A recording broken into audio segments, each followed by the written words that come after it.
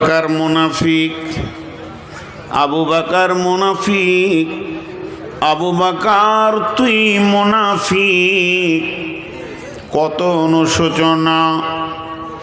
আবু বকর তুই মুনাফিক, আবু বকর তুই মুনাফিক, আবু বকর তুই মুনাফিক। এটা বলছেন আর ধরতে রয়েছেন। ধরতে ধরতে ধরতে ধরতে নবীজির কাছে যাচ্ছেন মসজিদে নববীতে। নবীজি বলছেন, আবু বকর তোমার এত হতাশা কেন? তুমি নিজেকে হতাশায় রয়েছ কেন? আবু বকর বলছেন, দয়ার নবী গো, আমি আপনার মজলিসে বসে বসে অঝোর নয়নে কাঁদছিলাম। আর যখনই আমি বাড়ি চলে গেলাম, আমি বিবির সঙ্গে আনন্দে হেসে ফেললাম।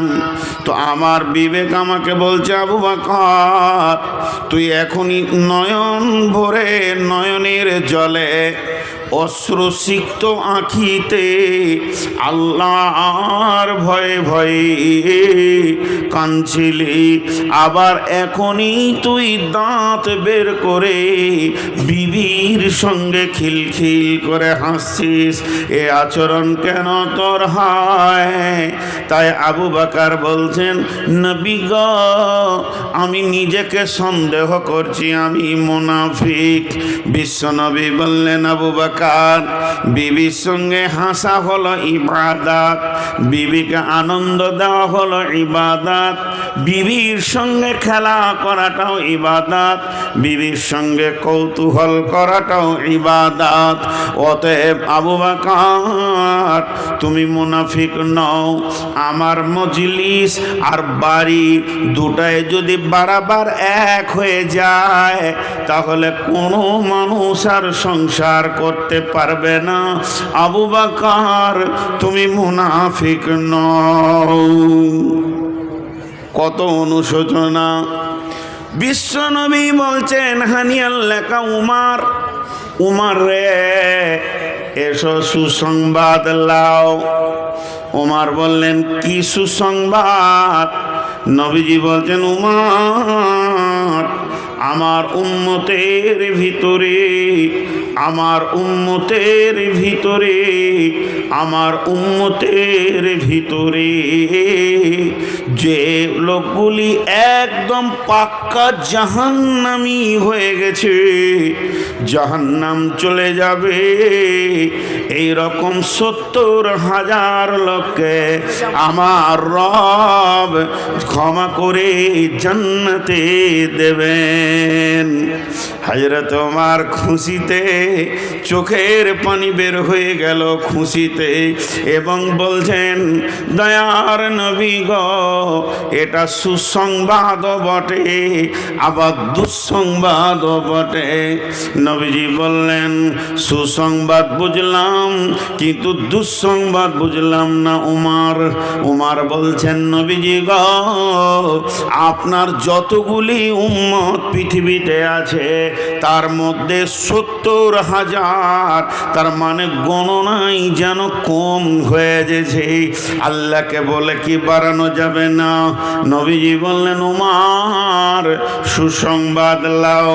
আবার সংবাদ এলো, ওই ৭০,০০০-এর প্রত্যেকটির সঙ্গে ১,০০০ করে আল্লাহ আবার বরাদ্দ করেছেন। উমর বললেন, এটাও মনে হচ্ছে নবীজি আর একটা কি বাড়ানো যায় না?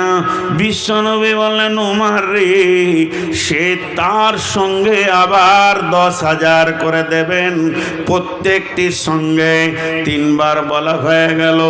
হযরত উমর বলছেন, ইয়া রাসূলুল্লাহ, যদি আর একটু বরাদ্দ করা যায়। আল্লাহর নবী বললেন, উমর শেষ সুসংবাদটা নিয়ে নাও। জান্নাতীরা জান্নাতে, জাহান্নামীরা জাহান্নামে, জান্নাতীরা জান্নাতে, জাহান্নামীরা জাহান্নামে। কিয়ামতের ময়দান গুটিয়ে যাবে, আরশ গুটিয়ে যাবে, সিংহাসন গুটিয়ে যাবে, জাহান্নামীরা জাহান্নামে কষ্ট পাবে।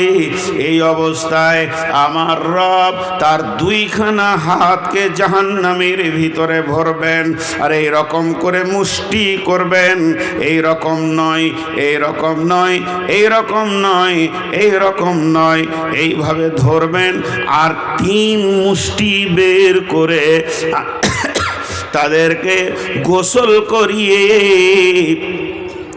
আপনার আবে হায়াতে তাদেরকে গোসল করিয়ে আমার রব 3 মুষ্টি জান্নাতে দেবেন।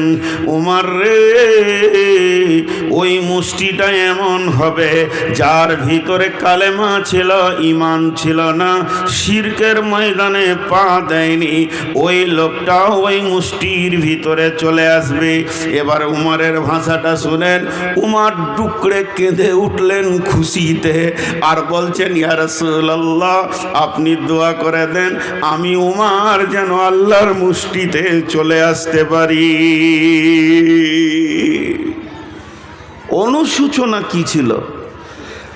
আমি একটা জায়গা নিয়েছি, গোটা ঘটনাটা শোনানোর একটাই উদ্দেশ্য, যার ব্যাপারে রসুল বলছেন লাউ কানা বাদি নবিয়ান, আমার পরে যদি কেউ নবী হতো কানা লাহু উমার, সেটা উমার হতো। তাহলে ওই লোকটা আবার বলছে, ইয়া রাসূলুল্লাহ আপনি দোয়া করেন যেন আমি মিষ্টির ভিতরে চলে আসতে পারি। তার অনুসূচনাটা কি ছিল? নিজেকে কি ভাবতো, নিজেকে কত হিয়ানত ভাবতো, কত হেকারত ভাবতো। আর আমরা দোয়া তো সবটা জানি না, নামাজটা রুকু সাজদা কেমন করতে হবে আমার জানা নাই, এবং কোন জায়গায় কোন দোয়া পড়তে হবে সেটাও জানা নাই। 70 বছর নামাজ পড়ছি, কমপ্লিটলি নামাজের বিষয় বুঝি না, অথচ উল্টা পাল্টি ডাডা মাডা ভাঙা চোড়া দোয়াতে নামাজ পড়ে মসজিদ থেকে যখন বের হয়েছি তো বুকটাকে পাঠান পাড়া করে নিয়েছি, দিয়ে বলছি অমুকের বেটা নামাজ পড়ে না, ও জান্নাত যাবে বলে মনে হয় না, ফাইসলা দিচ্ছে ও, এইখানে লাগাও, আমার সোজা লাগাও, যাও দিকে যাও, একদম দাঁড়াবে না আমার সামনে, এই 4টাকেও সরাতে হবে যে পজিশনে দিয়েছো তোমরা, আর কোনো দিন আমার সামনে এইভাবে দিবে না, আমি এগুলো পছন্দ করছি না। আগামী বছর থেকে নতুন ডেট নিলে 4-5টা নিয়ম, তার মধ্যে একটা হচ্ছে ইউটিউবার থাকবে না, যে জালসায় ইউটিউবার থাকবে না ওটা ডেট নিব, না হলে নিব না, আর পারছি না। কি থানবিল দিয়েছে জানেন, আমি জবান দিয়ে বলতে পারবো না। আমি ওই জন্য বললাম যে টপ 10টা কোথায়, ওকে আমি বাংলাদেশেই ধরবো, সিআইডি দিয়ে ধরবো, বাংলাদেশের সিআইডি হেড আমার বন্ধু। কি থানবিল দিয়েছে যেটা আমি জবান দিয়ে বলতে পারছি না। আমি এত বক্তা এত কথা বলি স্বামী স্ত্রী, তারপরও কি নোংরা নোংরা ভাষা। জি ছি ছি ছি ছি ছি ছি, এই করে টাকা করে খেতে হবে, কে বলেছে ওদেরকে? কোথায় নোংরা শুইয়ে দিয়েছে, কি করেছে কি করেছে। সাদা সিধে বক্তার ছবি থাকবে, 2টা সিনসিনারি দিলে ঠিক আছে, মক্কা মদিনার তেমন করে দিয়েছে, ইংরেজদের চুমা চাট্টি দিয়ে। আমি কোথা বলেছি ওকে এই ভাষাগুলো আমার জীবনে ব্যবহার করিনি, ওকে আমি ধরছি, ওর ঠিকানাটা বের করে দিতে পারবে কেউ? তোমরা তো বার করতে পারো, বের করে আমাকে হোয়াটসঅ্যাপে দিও তো। এই চেয়ারওয়ালা লাল গেঞ্জি, উঠো, চলো উঠো উঠো উঠো, ডিস্টার্ব হচ্ছে পেছনে, ডিস্টার্ব হচ্ছে, উঠতে হবে, কোনো উপায় নেই। আমি এই ভলেন্টিয়ারই চালাবো যতদিন জলসা করব। বাবজি আপনি উঠেন, আপনার পেছনের লোকের ডিস্টার্ব হচ্ছে। আরে ছেলে মানুষগুলো নিচে বসেন, এই মুরব্বিগুলোকে চেয়ার দেন, ছেলে মানুষগুলো নিচে। এই যে লোকটা চেয়ার নিয়ে হাঁটছে, ওর হক আছে চেয়ারে বসা, ওই বয়সে হাঁটু ব্যথা হয়, ওটা এমন একটা বয়স হাঁটু ব্যথা হবে।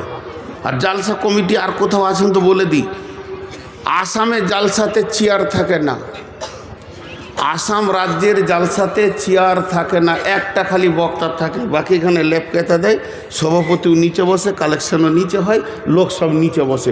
চেয়ার আনবেন তো সব পাছায় ঘা হয়ে যাবে। ওই যে বাচ্চা ছেলেগুলো বসে আছে, ওইগুলো যদি এখন থেকে মাজার দোষ হয় তো বিয়ে হবে ওদের। বয়স্ক মানুষ বসবে তো একটা মানান আছে। তো যাই হোক, আমার বক্তব্যের গতিটা কোন দিকে যাচ্ছে, তাদের অনুসূচনা কি ছিল, তাদের অনুসূচনা কি ছিল? সোনাকে গয়না করে, সোনাকে পিটিয়ে গয়না করে, গয়না করার পর তাকে ছিলে, চাকু দিয়ে নয়, পাথর আছে, অ্যাসিড আছে, আরও কিছু পানি আছে, তা দিয়ে ছিলবে, ছিলতে ছিলতে তার ওপরটা তেল হয়ে যাবে, ত্রুটি মুক্ত হবে, তারপরে তাকে পালিশ মারবে, তারপরে আপনার হাতে দেবে যে এটা আপনার গয়না, তারপরে সেটা নাকে কানে নেওয়া যাবে। তো ছিলে, তো জিন্দেগিকে, নিজের জিন্দেগিকে যদি সুন্দর বানাতে হয় নিজেকে ছিলতে হবে, এমনি করে ছিলতে হবে। জি, দুটো হ্যালোজিন বন্ধ করেছি কি করিনি আমি, অন্যদিকে দিয়েছি। আর হ্যাঁ না বলে না এতগুলো লোক, পেছন থেকে একটা হ্যালোজিন লাগিয়েছে আমার কুটকুটি বাড়ার লেগে।